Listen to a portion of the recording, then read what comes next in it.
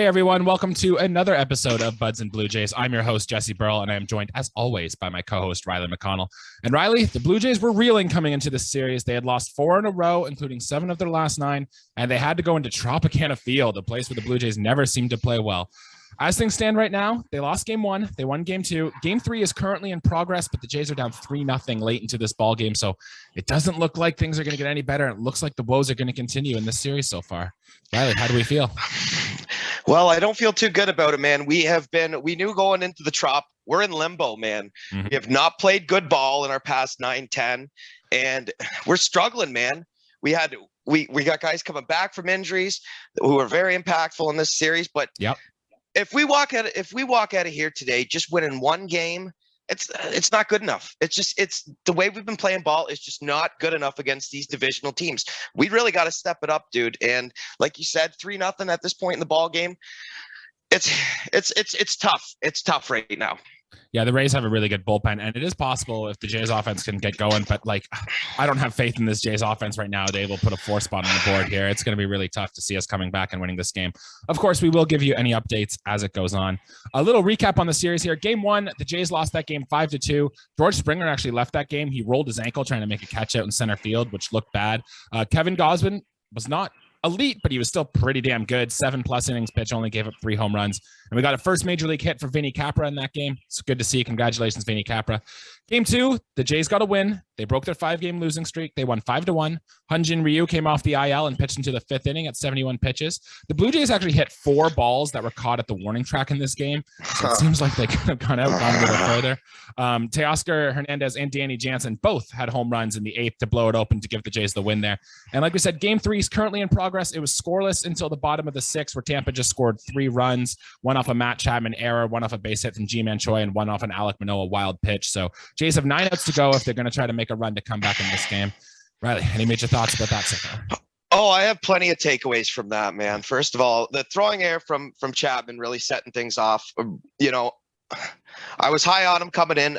He batted leadoff. Yeah, he did. And he went 0 for 5. I'm not too pleased about it. I'm really seeing an underperformance there. What I will take away, though, is how quickly we do forget about how good Hyun-Jin Ryu can be when he is effective. Mm-hmm. And my takeaway from that is he was elite. And let's talk about his other part of half the battery. Danny Jansen's back. Yeah. And he's been so impactful. We really missed him. He's my first thumbs up, man. Danny Jansen, I'm just glad to have you back. He gives us plus defense all the time. And I don't know where this power came from, Jesse, but it's amazing. I'll take this all year round. And I said at the start of this year, I said, Jays, one of my hot takes was, I said the Jays catchers lead MLB in home runs. Well, you know what? Maybe Kirk wasn't the home run ball hitter we thought he was, but holy cow, I'll say that Jansen is on pace for a very good season hitting home runs himself. Yeah, definitely a thumbs up for Danny Jansen here. And man, welcome back. He spent about a month on the IL with his oblique injury, and he picked up right where he left off. So Danny Jansen has played 4 games so far this season, and he's already got 3 home runs. Like, you're looking at that stat line. He's got an OPS over 2,000 right now. Like, it's absolutely ridiculous. And if you remember when Danny Jansen was a prospect, he was known as a offensive first catcher, which is not what we've really seen when he's come to the big leagues because he's worked so hard in his defensive game. But there were reports in the second half of last year that Danny Jansen really retooled his swing around what Marcus Semien was doing, who really tried to pull the ball as much as he can and hit the ball in the air as much as he can. And remember, we mentioned at the start of this season here that Danny Jansen had a 6.8% ground ball rate in spring training, which was hilarious. But that's kind of how you get more power out of your swing when you don't have, say, necessarily the straight raw power. If you pull the ball and you hit it in the air, you can get your home runs. And that's exactly what Danny Jansen has been doing. Oh, he hit a sky ball for his home run, man. Yeah. Like, it's so good to see him hit.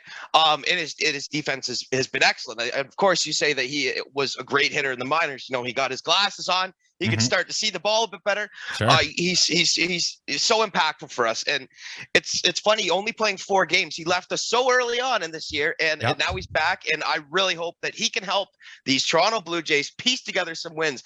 As I see your eyes scrolling back, patiently waiting. Some good news, hopefully, while we're on the air here.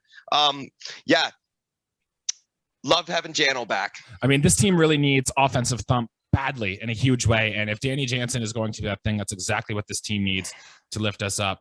We're going to move on to just another thumbs up here. I want to give a shout out to Charlie Montoyo for actually making a change to this lineup here. We saw that the Jays were struggling after their series in New York, and we talked about maybe this team needs to get something to kick them in the butt a little bit. We thought maybe they should have a team meeting. Well, it turns out that's exactly what happened as George Springer got the team together and they got a closed door team meeting. And now Montoyo said 3 days prior he wasn't going to change the lineup. Well, he did all of a sudden. I give it a thumbs up because they finally did something that I've wanted to see for quite a while. Well, that was moving Vladdy Jr. into the 2-hole and moving Bo Bichette down to the 4-hole, which is exactly what he did. And let's not forget, Santiago Espinal has been our third best hitter all season, and he's been hitting consistently 8th or 9th in this lineup. Now Montoyo is like, no, if this guy keeps hitting, we're going to move him up to the 5 spot. And it's been working, and he's done that already. We saw Matt Chapman, like you mentioned, lead off in George Springer's absence there. And let's hope this is kind of the spark we need. Change the routine a little bit to really get this offense going. I didn't love having Chapman go over 5 in the leadoff spot. That's no, not what you want to see. But Espinal's spot in the lineup, I know it's so funny. We forget that he's probably going to hit 7th, 8th most nights, even 9th. And when he's hitting at the top of the lineup, and if he's hitting well, because we know he could get the extra base hits. Yeah. He has a huge chance to be an RBI piece for us. He's going to drive in runs. Santiago Espinal is awesome in that part. But Bo Bichette, of course, he's in the old traditional lineups. He's definitely, as I like to think of myself as an old school guy. Bo would be a two hitter in the early 2000s. And nowadays, he's definitely a cleanup type of hitter. He's a hybrid shortstop where he swings the ball hard. I was just on Twitter looking, and it was kind of a meme. It was like it showed a PlayStation controller, and every time Bo sees a pitch in the other's batter's box, and it had square for power swing every time. But you know what? He's getting a lot better at that, I will say. For what it's worth, in this game here today, we've seen the full Bo Bichette experience. He chased a pitch that was about halfway through the other's batter's box, but then he also hit a frozen rope line drive right at the third baseman. So what are you going to do? It's the Bo Bichette experience, right? Until he makes the improvements, this is how Bo Bichette's going to be. So a lot to say from that. Riley, you got one more. You kind of mentioned it already, but who's getting our last thumbs up for this series against the Rays? Well, that depends. I'm kind of torn now just talking about it, really. Who do you want to give it to, Jesse? Because I'm kind of torn. Well, I mean, Alek Manoah has pitched well. He ran into some trouble here in the 6th, but I don't think it's a lot on him. So we can kind of give him a partial thumbs up. But Manoah's just doing what we kind of expect Manoah to do. I think we should dabble into Hyun-Jin Ryu a little bit here. He came back from his forearm injury. And look, Hyun-Jin Ryu was not good in the second half last year. He was not good so far to start this year. But 4 1/3 innings pitched. He pitched into the 5th. He only gave up 1 earned run on a solo home run. It's progress. And if Hyun-Jin Ryu can be anywhere close to the guy he was in the 2020 season and any time before that with the Dodgers, like, he's going to be a very high impact piece for this team. So you want to see signs in the right direction that Hyun-Jin Ryu is putting that forward. So good first start. Let's see how it goes, because he's got a long way to go till he gets back to where he was. So little thumbs up for Ryu there.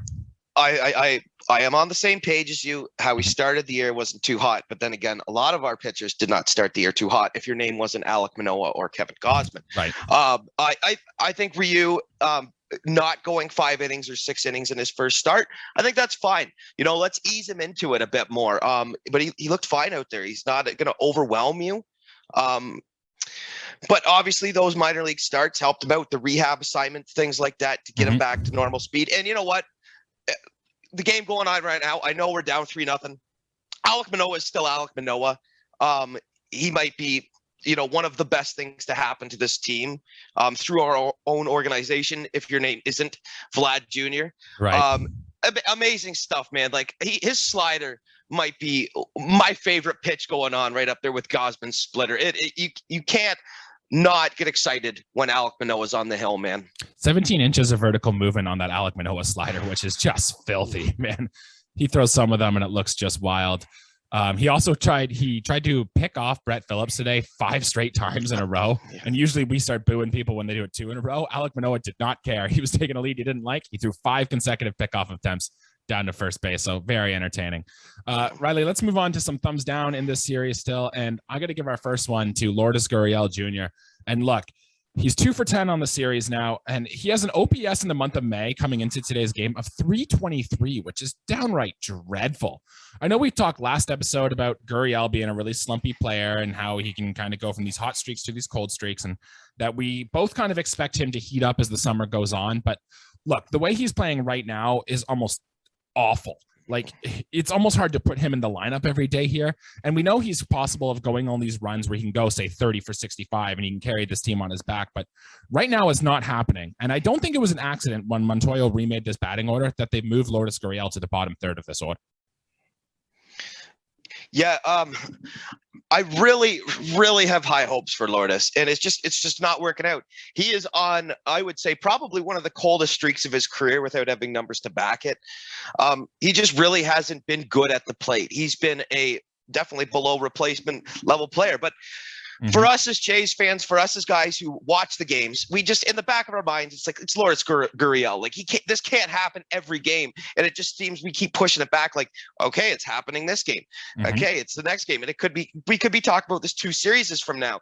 But all of a sudden, July rolls around and he goes 30 for 65, like you said. And it will just be, well, where did that come from? No, it's a tough thumbs down. I love Lourdes. He's great for this team, but he's hard to watch right now, and I don't disagree with him being moved to the 7-8 hole. It's something that needs to happen, dude. A shakeup, it was necessary. I agree. And at what point do you get worried that, like, what if the hot streak never comes, right? Like, obviously you don't want to take him out of the lineup in case that hot streak does start to show up, because like I said, he can carry this team on his back almost single-handedly. But at what point do you start to get worried you're not going to see it? Well,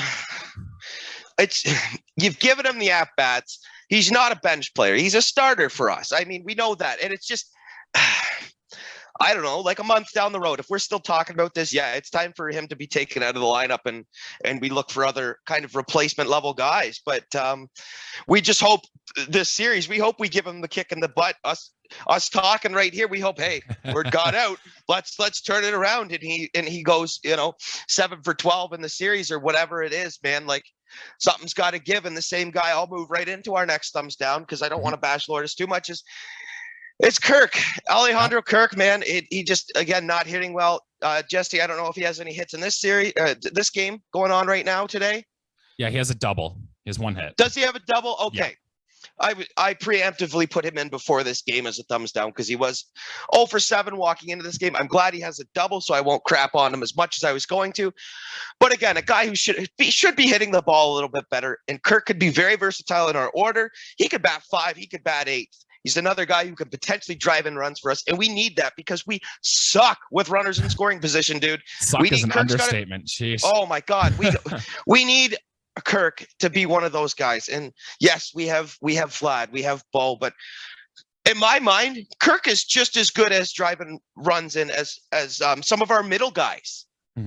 He should be. And we saw signs of life from Alejandro Kirk in that Cleveland series because that's where he hit his first home run and he was hitting the ball pretty hard. And we thought, all right, maybe he can carry this forward and build something off it. That was one of the main things we wanted to see in this series against the Rays. But like I said, only 1 hit. Now his double was hit hard, but he's still popping up way too much, like roughly 25% of the time. And pop-ups in this league, or any league really, are automatic outs. So Kirk never really did that prior to this year. And now that Danny Jansen is back, I'd imagine that means Kirk isn't in the lineup every day anymore. Like, he's still going to catch Alek Manoah probably, and I'd imagine he'll still catch Jose Barrios. But on the days he's not catching, I don't think it's a guaranteed lock that Alejandro Kirk is your DH anymore, especially if this team does add an offensive piece later on in the season. We do have a good problem here with this team, Jesse, is we do have some leeway, especially having Collins. When Collins is on our roster, we have 3 catchers. Yeah. Love having 26 guys in the clubhouse now. I always liked that. I felt like 25 was almost 1 too less. 26 is perfect. So now we got 3 catchers on the roster, and you could do so much with Kirk. If he's catching, that's great because we can still have another bat in the lineup because all of a sudden we know Danny Jansen can hit for power. Yep. And we have Kirk who could pop off at any time, man. I wouldn't be surprised if he goes 3 for 3, 3 for 4, 4 for 4 in the next week because it can happen at any time. He hits the ball hard, but if you hit him to the warning track, I'm glad he got the double today. I'll be honest with you. But still, man, it's just a guy who should be driving in runs for us. Yeah, I want to give another thumbs down to the Blue Jays on the base paths. Santiago Espinal got picked off first base in the game today, and that is now the 5th time the Blue Jays have had a runner picked off, which is the 2nd most in baseball behind the team that's coming in next, the Seattle Mariners. So with the offense environment being what it is in Major League Baseball so far, you cannot be giving up outs on the base paths, especially with how hard it's been for guys to get on base. It just feels like those times you get picked off just hurt even more. And another thing that you think should be controllable, like these mental lapses and stuff, right? Those are the things that can't really be happening for this team right now. Oh, we can't be losing our concentration out there for sure. It's base running is such a fundamental part of the game. And, I'm guilty of it too. I was, a couple pounds ago and a couple years back, we'll say I was known as a decent base runner. And I know, and you can't lose concentration. You can be as fast as you want, but you can't getting picked off first base or making the last out at an inning or third or first out at third base, things like that, things you forget on the base pass. You just can't be doing that, especially because we're very unlucky. We're the saddest team for driving in runs. We need those base runners, man. We can't be making mental errors out there on the base pass. Yeah, and especially doesn't bode well with this team struggling at the plate to give up these base runners like that. It makes it hurt so much more. Hopefully they can right the ship with that and turn it around. Riley, I want to get on to some news and notes. And did you see what happened with the Dunedin Blue Jays last night? Did I ever, man? I'll let you announce it, but I am super stoked, man. One of the highest numbers I've seen for a game of baseball, and I'll let you announce it, man. Loud and proud for our boys in Dunedin. Yeah, for those of you who don't know, I fully suggest you go check out the box score of what happened. The Dunedin Blue Jays beat the Tampa Tarpons 1-0 last night with a combined 2-hit shutout, which is impressive in its own right. But out of the 27 outs those Blue Jays pitchers got, 24 of them were by strikeout. That means they only had 3 outs in that game that did not come by strikeouts, which is absolutely insane. Nick Frasso started that game, 8 strikeouts. Dejan Santos came in. He walked 3, but he got 10 strikeouts. Braden Scott, 6 outs, 6 up, 6 down, all strikeouts. Like, it's amazing what that has happened there. It's skill and luck. Baseball's such a fun game for a lot of reasons. I don't know what the percentage is, but you could almost have every out the same in a ball game. Obviously, you're going to have different outs. You're going to have a ground out here, a strikeout there. Mm-hmm. But to even, an accolade on itself, one of the milestones you hear, Kerry Wood had a 20 strikeout game for the Cubs when he was just a young guy, things like that. I'm Max sure Scherzer started as well. Max Scherzer, Roger Clemens, just ones that come to mind. As a team, that's impressive on its own, but 24 strikeouts, that's all but 1 inning. That's 8 innings of nothing but strikeouts. So your catcher's working, the frame rates, your pitchers are throwing, and the other teams either taking pitches or they're swinging and missing. Everything had to be in line for that. And that's the beauty of baseball. That's one of the most beautiful things that as Jays fans, even in our minor league system, I think we were able to boast about that. That's so impressive, dude. Yeah, so that has never happened in a major league game ever. I think the most is 21, 22 maybe. I'd have to go on Baseball Reference and look that up. But 24 I know has never happened. It has happened in the minor leagues before. I believe it was in the White Sox system. I could be wrong there. But back in 2005, they had another 24 strikeout game. But still, that's absolutely insane. And hey, if anything, that means the Blue Jays player development are trying to work with these players and get them to get strikeouts. So good thing to see there. Holy, getting strikeouts is one thing, but that my friend Jesse is just a work of art, brother. That you can't do that. Yes, you play a million games, no one gets 24 strikeouts, whether you're an individual and a team. And I almost love it more that it was a team effort, man. Mm-hmm. All three arms were going and 2 hits nonetheless, and to win 1-0. Just incredible stuff, man. Well, that Dunedin Blue Jays team is actually going to get an even boost with better pitchers, as some prospect notes here. Pitching prospects Yosver Zuleta and Ricky Tiedemann have both been promoted to that high A Dunedin team from the team in Vancouver. Both have pitched real well with the Vancouver Canadians, lots of strikeouts in their short time there, and they will now be both joining that Dunedin team. So 2 prospects on the rise that's going to get even more strikeout potential in that Dunedin team. So if you're a Jays fan in that Dunedin area, go check this team out, man. You're going to see some fancy stuff. We've always had a good pipeline, man. Mm-hmm. And I know I'm not the guy who knows the minor leagues. That's on you, Jesse. You always inform me, and it's so refreshing. Every 2 weeks, you tell me, "Hey, Riley, this is going on in our AA, our single A, our short season ball." So good to hear, man. And we watched Tiedemann. He's just a stone's throw away from being a a Toronto Blue Jay. Yep, because once you hit AA, right? Once you hit AA, you're one phone call away from coming up to the big leagues, and Dunedin's the one stop right below AA. So keep an eye on that name later in the season if he keeps pitching the way he has here. A few more minor news and notes. In order to call up Danny Jansen and Teoscar Hernandez, Taylor Heineman and Trent Thornton were sent back down to Buffalo.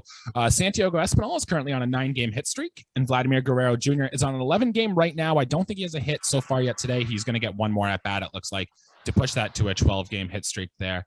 And any takeaways from that, Riley, before we head into our series preview? Hit streaks are a wonderful thing, man, but I would like a win streak, not a hit streak. That's all. That's my takeaway from it. I love individual accolades, dude.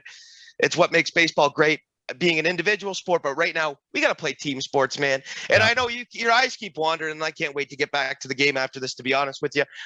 3-0, it still stands, Jesse. 3-0, yeah. Alejandro Kirk just swung at a pitch up at his forehead and fouled it straight back. So and we talked about this preemptively. We talked before the series even happened.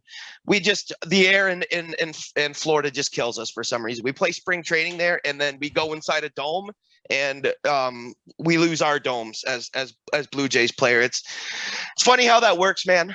I'm really looking forward to the next series though, because I have a good feeling. Well, the Blue Jays will get some home cooking now as we are going to return home and welcome in the Seattle Mariners into town for a 3-game series. It looks like we're going to miss our old friend Robbie Ray as he's pitching today, so he will not be making a start up in Toronto, which I guess is kind of good, maybe bad. I don't know, depending how you look at it. Game 1, it's going to be Yusei Kikuchi against Chris Flexen. Game 2, it's going to be Jose Barrios against Logan Gilbert on Dollar Hot Dog Night, for what it's worth. And Game 3 will be our ace, Kevin Gausman, going in against Marco Gonzalez. Riley, what are you hoping to see from this team in this series? I'm hoping for a double-digit game for runs. We need it. We need to catch up. I read an incredible stat that we only had 1 home run over 6 or 7 games. Oh yeah, it was awful. That's terrible. That's terrible. I hope everyone on this who's starting in the games. I'm really hoping for as a team something like 9 or 10 home runs. 3 home runs a game would be I want it, man. We need that, man. I hope we crush Seattle. I hope I'm standing here with a broom come next cast, and I could talk about how well Chapman played, how well Lourdes played, how well Kirk hit and caught. We just need something, dude. I mean, we're in limbo. We need this against the Mariners. It's a team we should beat. You watch that Logan Gilbert kid, though. The Mariners are the Mariners are no slouch. We got to be on our A game. Kikuchi, he's gonna have a great start, man, and it'll be business as usual for Gausman, man. Like, we have the pitchers that can do it. Bats got to come around, though, man. Our bats got to come around. That's the thing. We need to see this offense get going, and we need to see it soon. I'm really personally excited to see Yusei Kikuchi. It's kind of a revenge game of sorts going against his old former team here. And I'm a big Kikuchi guy, and coming off 2 good starts, I'd love to see him keep that going. Maybe he's got that little extra motivation going against his former team here. And let's see what we can do it. And like I said, quality at bats from Chapman, Tapia, Kirk, Gurriel, and maybe Vlad can finally have that monster series, man. For a guy who's just coming off an MVP year, he's still hitting really well. Like you said, he's on a 12-game hit streak, but you want to see more impact, and I'm hoping that's coming here from Vlad soon. Yeah. He's an impact player, man. And it's again, I keep kind of pushing it back, but it is really, Jesse, a matter of time before someone pops up, dude. Vlad's gonna carry this team. You just wait and see, man. Well, let's hope it happens soon so we can stop stressing out about it. I know I'm getting grays up here. It's bad, dude. It's been a bad 2 weeks, but you know what? We'll shake off today. If it's 3-0, it's 3-0, Jesse. We're still above 500. It's early in the year. We got a team in the AL West that we can beat, and from there, let's get the ball rolling, brother. Yeah, I do think the Jays are still well in position to get a playoff spot this year, but we got to start putting together wins soon if we don't want to slip that division title. So we'll see. Still a long way to go. We still got lots of games against our division coming up. We haven't even played the Orioles yet this year, so still time. Let's hope we can get that going sooner rather than later. Can't wait for it, man. And a Red Series too that we should again be big on, man. Absolutely. That'll do it for our episode here today. Thanks for tuning in. Be sure to like and subscribe. We just want to wish a happy 45th birthday to the late Roy Halladay. I know he was one of my favorite players. I know he was one of your favorite players. Just gone too soon. Another Blue Jays legend there. And yeah, anything else to add before we get out of here today, man? We could really use Roy Halladay on any Jays team, man. You asked me to start a franchise. with any Jays pitcher, almost any pitcher of the 2000s, the era that we both know so well. Roy Halladay was the master of complete games. I mean, he was almost a comp to a 1920s arm where they'd throw 30 complete games. I bet you if they let Halladay do that, he could have done it, man. Just an amazing pitcher, just an amazing person. God love Roy Halladay. Rest in peace. If he's not your favorite Jays pitcher, I'm sure you have a great reason for who your favorite is. But Roy Halladay, always in our hearts, man. Absolutely. Well, we'll be back on Thursday afternoon to recap the Seattle series and preview the Cincinnati Red series. Let's hope good things happen. We need a big series win here and that the Jays team can get back on back. Let's go Blue Jays. Looking forward to it, man.